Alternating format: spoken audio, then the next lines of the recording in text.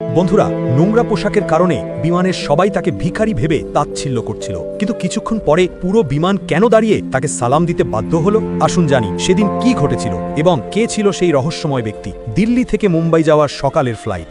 যাত্রীদের কোলাহলের কারণে বিমানের কেবিন গুঞ্জন করছিল। কেবিন ক্রু ব্যস্ততার সঙ্গে সবাইকে তাদের আসনে বসাতে সাহায্য করছিল।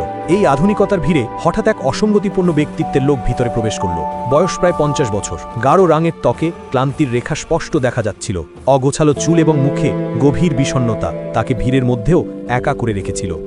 তিনি একটি পুরনো ব্লেজার পরেছিলেন, যার নিচে শার্টের উপরের বোতাম খোলা ছিল। মুখ শহুরে মনে হলেও তার সামাজিক অবস্থান বোঝা মুশকিল ছিল। তিনি হাঁপাতে হাঁপাতে টিকিট দেখিয়ে জানালার পাশে 17 নম্বর আসনে বসে গেলেন। তাকে দেখে পাশে বসা এক আধুনিক মহিলা তাচ্ছিল্যপূর্ণ দৃষ্টিতে নাকের রুমাল চাপা দিলেন। তার চোখের ভাব বলছিল, এই লোকটি কি সত্যি এই ফ্লাইটের যাত্রী? একজন এয়ার হোস্টেস সোহানি দূর থেকে তাকে দেখছিল। সন্দেহপূর্ণ দৃষ্টিতে তিনি কাছে এসে বললেন, মাফ করবেন স্যার, আমি কি আপনার বোর্ডিং পাস আরেকবার দেখতে পারি?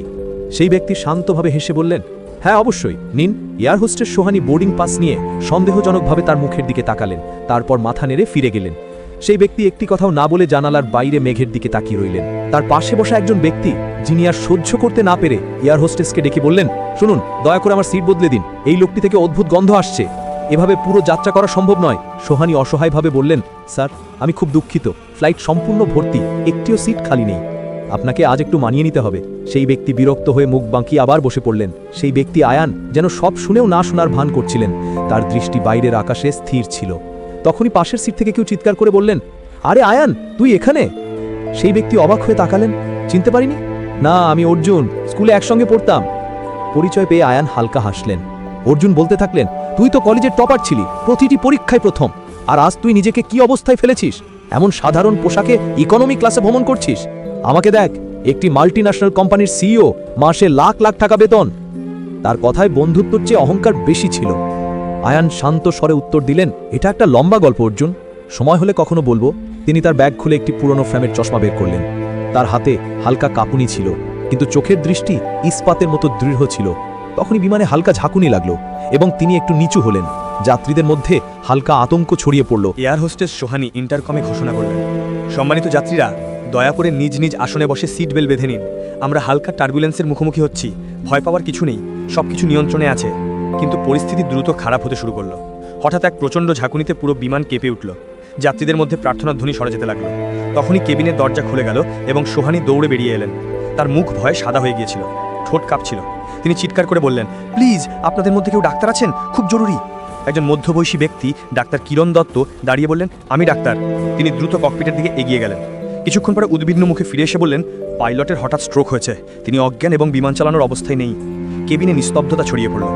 পাইলট অসুস্থ ছিলেন এবং বাইরে ভয়ানক ঝড়। সহ পাইলট ক্যাপ্টেন রাহুল একা এই পরিস্থিতি সামলিতে হিমশিম খাচ্ছিলেন। সোহানি আবার কাঁপা কণ্ঠে ঘোষণা করলেন, আপনাদের মধ্যে কেউ কি বিমান চালাতে পারেন? পরিস্থিতি খুবই গুরুতর। যাত্রীদের মুখ ভয় পাথরের মতো হয়ে গিয়েছিল। যখন মৃত্যু এত কাছে আসে তখন কোনো পথ খোলা থাকে না। ঠিক তখনই সেই শান্ত এবং বিষণ্ণ ব্যক্তি আয়ান হাত তুললেন। তার চোখে এখন আত্মবিশ্বাস ঝলকিছিল। পাশে বাসা অর্জুন চিৎকার করে বললেন, আয়ান, তুই প্লেন চালাবি? তুই তো আমাদের সবাইকে মেরে ফেলবি, অন্য কাউকে খুঁজে নাও। বাকি যাত্রীরাও আতঙ্কে বিরোধ করতে লাগলেন। এই ভিখারির মতো লোককে প্লেন চালাতে দেবে? এর চেয়ে ভালো কেউ নেই? সোহানি দ্বিধাগ্রস্তভাবে জিজ্ঞাসা করলেন, স্যার, আপনি কি সত্যি বিমান চালাতে পারেন? আয়ান স্থির দৃষ্টিতে উত্তর দিলেন, হ্যাঁ, আমি জানি, শেষবার 10 বছর আগে চালিয়েছিলাম, তবে চেষ্টা করতে পারি। তার শান্ত কণ্ঠে এমন কিছু ছিল যে সবাই চুপ হয়ে গেল। ককপিট থেকে ক্যাপ্টেন রাহুল চিৎকার করে বললেন, যদি এই ব্যক্তি অভিজ্ঞ হন তাহলে তাকে তাড়াতাড়ি পাঠান, আমি এটা সামলাতে পারছি না। আয়ান দাঁড়ালেন। তার চলার ধরনে এখন দৃঢ়তা ছিল। তার হাঁটার ভঙ্গি বদলে গিয়েছিল। প্রতিটি পদক্ষেপে আত্মবিশ্বাস ঝলক ছিল। তিনি ককপিটে প্রবেশ করলেন এবং কন্ট্রোল প্যানেলের দিকে একবার তাকালেন। তারপর হেডসেট পরে কন্ট্রোল টাওয়ারের সঙ্গে যোগাযোগ করলেন। দিল্লি কন্ট্রোল, আমি ক্যাপ্টেন আয়ান মেহরা ওরফে ভিকি, আমাদের পাইলট অসুস্থ, জরুরি অবতরণের অনুমতি চাই। ক্যাপ্টেন ভিকির নাম শুনে সহ পাইলট রাহুলের চোখ বিস্ময়ে বড় হয়ে গেল। এই নাম বিমান চলাচলের জগতে এক জীবন্ত কিংবদন্তি ছিল। 22 বছর আগে এক ভয়ানক ঝড়ে 312 যাত্রীর বিমানকে একা নিরাপদে অবতরণ করিয়েছিলেন এই ব্যক্তি। তখন তার বয়স ছিল মাত্র 28 বছর, কিন্তু 10 বছর আগে একটি যান্ত্রিক ত্রুটির কারণে তাকে সাসপেন্ড করা হয়েছিল। সেদিন তিনি বলেছিলেন, আমার অপেক্ষা শেষ হবে। এই খবর কেবিনে ছড়িয়ে পড়তেই যারা কিছুক্ষণ আগে আয়ানের অপমান করেছিল তাদের মুখ লজ্জায় লাল হয়ে গেল। যে মহিলা নাকে রুমাল চাপা দিয়েছিলেন তিনি মাথা নিচু করে বসেছিলেন। অর্জুনের মুখ ফ্যাকাশে হয়ে গিয়েছিল। বাইরের ঝড় তখনও চলছিল, কিন্তু ককপিটে আয়ানের হাত দক্ষতার সঙ্গে কাজ করছিল। তার প্রতিটি নির্দেশ সঠিক ছিল। কিছুক্ষণ পরে কোনো ঝাঁকুনি ছাড়াই বিমান রানওয়েতে স্পর্শ করল। যাত্রীদের মধ্যে স্বস্তির নিঃশ্বাস পড়ল। অবতরণের কথা বোঝাই গেল না, তিনি যেন জাদু করে দিলেন। যখন আয়ান ককপিট থেকে বেরিয়ে এলেন, তার মুখে এক অদ্ভুত শান্তি ছিল। যে যাত্রীরা তাকে ভিখারি ভেবেছিল, তারা অপরাধ বোধে মাথা নিচু করে দাঁড়িয়েছিল। অর্জুন দৌড়ে এসে বললেন, ভাই তুই সত্যি ভিকি, আজও তুই টপার, আমি তোর কাছে হেরে গেলাম। আয়ান হেসে বললেন, হার জিতের কথা নয় অর্জুন, আমি শুধু আমার আত্মবিশ্বাস হারিয়েছিলাম, আজ তা ফিরে পেলাম। একজন এয়ারলাইন্স কর্মকর্তা রমেশ ভিড় চিড়ে এগিয়ে এলেন এবং মাথা নিচু করে বললেন, স্যার আমরা আপনার ফ্লাইট পারফরম্যান্স লাইভ ট্র্যাক করেছি, আমাদের বোর্ড আপনাকে ফিরিয়ে নিতে চায়। আয়ান আকাশের দিকে তাকিয়ে শান্ত স্বরে বললেন, তারা আমার চাকরি কেড়ে নিয়েছিল, কিন্তু আমার সাহস কেড়ে নিতে পারেনি। এই কথা শুনে কোনো নির্দেশ ছাড়াই বিমানের সব যাত্রী একে একে দাঁড়িয়ে গেলেন। করতালি আর সম্মানে পুরো কেবিন গুজে উঠল। যিনি কিছুক্ষণ আগে তাচ্ছিল্যের পাত্র ছিলেন, তিনি আজ আকাশের সত্যিকারের নায়ক হয়ে উঠলেন।